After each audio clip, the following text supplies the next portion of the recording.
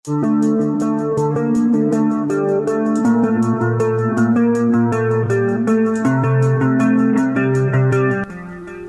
ku kibazo cya rage mbihuze na ya programu umufana yihaye izina Eto korera kuri Radio Flash, abanyamakuru bahe bihaye izina Eto. Nagiye kumva numva itangazamakuru hari igihe riba ryiza hari igihe riba ribi. Urebye muri rusange itangazamakuru ry'umupira wo mu Rwanda iryo ryica umupira wo mu Rwanda. Uko ni ukuri bantuka batantuka ndakuvuza. Mafremu kuri Radio Flash, niba wumvishe ikiganiro uraza kubusubiza iki uno musore bita Eto. Nyuma yaho uno mugabo abashe kuba yavuga amagambo akarishe akibasira uwo bita Kazungu ngo kuri Radio 10 ndetse na TV10, birangiye yibase itangazamakuru ariko n'ubyuhariko akibasira umunyamakuru kuri Radio Flash. Amagambo menshi akarishe byinshi bigiye bitandukanye giye avuga kuri uno mugabo, byose byaje kuba bijya hanze. Uno mugabo sinzi aho yakuye izi diru zose zigiye zitandukanye ariko ikomeza kugenda yifashisha yiyama itangazamakuru, kandi ari umugabo nawe uri aho ngaho usa nkaho utamenya uko ameze nyuma yo kuregwa ndetse akaza kubatsindwa yarambuye umuntu amafaranga yamuhaye ngo muzane imodoka. Ibyo byose byagiye bijya hanze, ariko by'umwihariko yibasiye abanyamakuru bo kuri Radio Flash FM, radio igira ikiganiro cya sport cyitwa Program Umufana. Ni Program Umufana ikunda kugarukaho cyane ku mikino ya hano mu Rwanda, ku bakinnyi ba hano mu Rwanda ndetse no ku makipe ya hano mu Rwanda cyane aho babaha ijambo bakivuga inyata. Ariko uno mugabo arashinja Ephraim yuko ahora amuserereza bitewe n'uburyo arya injahuro. Ese iby'injahuro byakomeje kugenda bifata indi sura? Reka twumve nyirabyo abivuge uburyo aje kubafatira ku gakano bita Ephraim Kayiranga wo kuri Radio Flash FM. Ese Kayiranga Ephraim araza kuba akora iki? Kuko ubwo bibaye byirikomeye nyuma yo kwanjama uwo bita Kazungu Clever, none hakaba yinjiriye uwo bita Ephraim Kayiranga. Ephraim araza kuba abikoraho iki? Kuko n'itangazamakuru ryinshi ushobora kuza kuba ryakwinjira muri iki kibazo bikaza kugicukumbura. Apple iraza kuba ikora iki? Kuko Apple nayo nitaza kumuhana RIB ishobora kuza kwinjira muri iki kintu kandi kikaza kuba gifata indi ntera, kikaza kuba gifata indi sura itari nziza hano mu Rwanda. Kuko nk'ikipe nka Apple ntabwo ushobora gutunga abantu bameze gutya bajya muri media uko bashatse batabihereye uburenganzira, kuko igisirikare ntabwo gikora muri ubwo buryo. Ni nabwo bwa mbere Apple igize abasivili bameze gutya bashobora kuba bavuga ibyo bishakiye batabihereye uburenganzira. Ese Apple aza kubikoraho iki? Reka twumve uri mugabo bita Eto ushinzwe kugura abakinnyi ikipe Apple Football Club. Aya magambo yaraye atangaje yose yagiye hanze. Twagiye no muri Ferwafa turaburana twegukana Kedi kandi na Kiyovu irabyemera, nta nicyo twayihaye. Umuyobozi mushya bisabira imbabazi aramuduha birarangira. Nyiri kuri Kedi ni naho haturuka ikibazo cy'abanyamakuru bakora kuri Radio Flash muri programu Umufana. Nge nta nabo nzi mu by'ukuri, ariko abantu bose barambwira ngo ikiganiro cyose cyabaye Eto guhera ku wa mbere kugeza undi wa mbere baba bari kuri Eto, wagira ngo Eto ni ikipe. Aho kuvuga ama ekipe baba bari kuri Eto.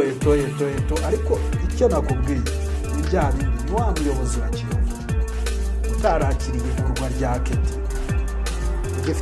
ugifite bya bindi yari vice president. Noneho kuko bari abanyamakuru bakoresha ari nk'imandwa ze, urabizi agira icyo abaha buriya akababwira ati mutuke Eto, ni ubakoresha kubera iyo saga ya Kedi.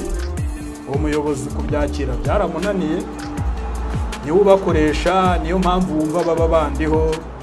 Hari n'akavideo kasirikiye ahantu hose mu magurupe ko umunyamakuru hakora antukangonisha umupira bya Kedi bya Jabel bya Blaise. Ariko uwo munyamakuru nawe sinamureka kuko arakoreshwa, ushobora kuba afite inzara.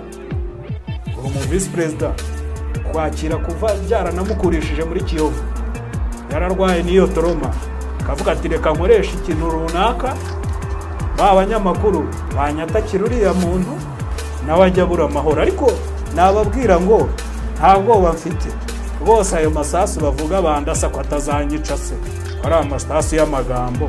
Ntabwo bafite rwose, bajye bavuga ariko ubakoresha ndamuzi, nayo mpamvu ntanzi no message sibo rwose. Ubakoresha ni wa mu vice president biturutse kuri cya kibazo cyande cya Kedi. Haza ku bya Blaise hose nabivugaho ni ikintu kinini. Blaise twaramushatse n'ubuyobozi bwa APR usanga afite amasezerano na Rayon. Ubuyobozi bwa APR bwatangaje ku mugaragaro ko bwarangije kugura abakinnyi. Blaise niba afitanye ibibazo na Rayon ku giti cye aho bihuriye na APR, niba avuga ati Rayon nta recrutement yamuhaye n'uburenganzira bwe nk'umukinnyi kubireklama, ikamuha recrutement agakomezanya nayo, batayimuha yatandukana nabo. Si ukuvuga ngo ni APR yonyine yamugura, polisi irahari, AS Kigali, Kiyovu warabyumvise ko Juvenal yamugezeho. Bya Blaise rero sinumva ukuntu uwo munyamakuru wo muri ya programme umufana nakubwiye, kubera ko akoreshwa na wa muntu wari vice president kwiyakira byananiye kuko yavuyeho muri Kiyovu, kuko amukoresha bo baba bashaka akantu gato kagatotsi bakakitirira Eto kugira ngo ahari bamwangishe abanyarwanda. Urabona rero ifite abafana benshi, ngo Blaise ngo Eto ngo niwe ngo umurimo ngo niwe ugira ute. None se Blaise muriho gute ko ubu se ko Juvenal yari agiye kumusinyisha? Juvenal na Eto bahuriye ko ari Kiyovu yari agiye gusinyisha Blaise, bitavuze ko Rayon Sport nibumvikana wenda azasinya. Ngi bya Blaise ndumva nta nabivugaho byinshi, bivuze ko uyu munsi Blaise ntabwo abarizwa muri APR, nta na gahunda ihari. Ntabwo abarizwa muri APR kuko ni umukinnyi wa Rayon, ariko afitanye ibibazo na Rayon.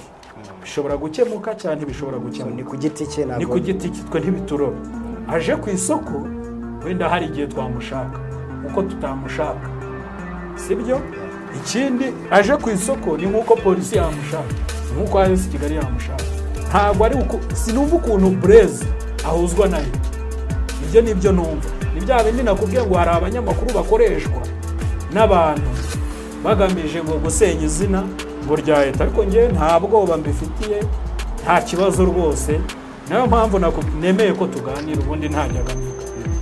Nashaka kuvuga ukuri kose. Ndabizi ko na nyuma y'uku kuri n'ubundi baravuga ko mikoro bayihoraho, kandi nta n'uwo nshaka mvuga ibyiza. Hari n'abo bavuze ngo barandasa ngo nzabashake ngo ngire icyo mbaha, ntacyo mbaha. Reka ntawe nashaka rwose. Niyo wandasa inshuro igihumbi niyo kritere yanjye, ntawe nzashaka. Bakubuze ko ibyo ukora biri mu kazi kawe. Ibyo nkora biri mu kazi kanjye, uwo mbikorera akababibona, wenda igihe kizagera anavemo muri APR, kuko hari amaraso, hari abana bato bavuka nabo bagomba gukora bagakora. Ntabwo kamara ari ukuvuga ngo Eto azapfira muri APR, oya nzavamo igihe nikigera haze n'abandi. Ariko muri iki gihe ngirimo mfa kuba ngewe nzi ko ibyo nkora ari byiza mu kazi kanjye. Ba boss banjye bavuga ati urimo kubikora neza, naho abandi bavuga sinababuza rwose bavuge, bandase banyangisha abo bantu. Hari nabo bajya babatuma message kumva kwa chairman General Mubaraka cyangwa perezida w'icyubahiro nyakubahwa General Kabarebe, barababwiye ngo ibi byasohotse muri APR ngo niye tubisohora ngo n'inshuti n'abanyamakuru, ariko ntibishoboka. Ndakosa rwose, ndakosa. Ari udakosa, twese turi abantu. Bari abayobozi bacu, usibye no kuba ari abantu bafite imirimo ikomeye mu gihugu, ni n'ababyeyi ba buri wese. Nawe n'abawe yakugira inama nk'uko nanjye yabigira. Jya gusa chairman akampamagara General Mubaraka akambwira ati Eto hano wakoze ibitari byo byiza, ubikosore. Nkavuga nibyo fande rwose bisaba imbabazi, nibyo nkasaba imbabazi. Ariko ibyo ngibyo byo guteranya byo ntibishoboka, ntabwo bishoboka. Raki baranzi neza, ni nk'ababyeyi. Nyakubahwa General Kabarebe anzi nk'umwana we, azi ibyo nakora n'ibyo ntakora. Ntabwo wamubwira ngo Eto niwe wasohoye ibintu ngo yakoze iki ngo bya APR. Arabizi neza ko ntabikora, kuko ibyo tuganira by'ikipe ni byinshi kandi atakumva. Abanyamakuru barahari b'abapaparazi, nabo baza aho baca ngo bashaka amakuru, apana gushaka akantu kose kabyacitse ngo umuntu ashaka uko akegeka kuri Eto. Ntabwo ari byo rwose. Ndaguha urugero nk'ejo bundi Manishimwe yaragiye, umunyamakuru wasohoye ko Manishimwe agiye muri Maroc. Ngiye twarakuranye muri quartier ubwanjye yigeze kuncarambye atari ko Eto wagiye umpa amakuru y'abakinnyi bagiye kuza muri APR kubizi ko nkunda gukora breaking news kandi binyubakira izina ko twareranywe wagiye ubimbwira ko nta kuva naramusubije inshuti yanjye kipe nkorera ya APR amakuru agira hanze bafite web ifite umurongo ngenderwaho ntabwo ngiye nakubwira ngo ndaguha amakuru igihe cyo kuyasohora kitarajya twarabipfuye yahise abyuka ntukana nubara cyane ukakigeza no munota kuko nanze kujya mu amakuru ariko igisekeje uzajya kumva wumve niba yamenye ibintu hari umuntu runaka uhamagaye abayobozi gwerega niye tubona inshuti yabo se ndi inshuti nabirirwa bantuka waba inshuti n'umuntu ugutuka se ntibishoboka ndi inshuti ye yantaka ntabwo sindu umwanzi wabo simbanga nabo wenda bakora ibintu biri mu kazi kabo uretse ko batabikora kinyamwuga ubwo urumva rero ntibyo ngibyo byose agiye avuga Ephraim nawe dutegereje kuza kumva ibyo ari buze kuba muvugaho dore ko yahoze kuva kera avuga yuko APR yinjiriwe atari umuntu wakabaye uri mu ikipe ya APR Football Club kugeza iyi saha kuko nawe nta skills afite zo kugura abakinnyi Ephraim na mugenzi we Leonidas bagiye babigarukaho cyane bavuga ati ese we afite skills zo kugura abakinnyi kandi ku rundi ruhande ukabona ko ari byo ese nabahe bakinnyi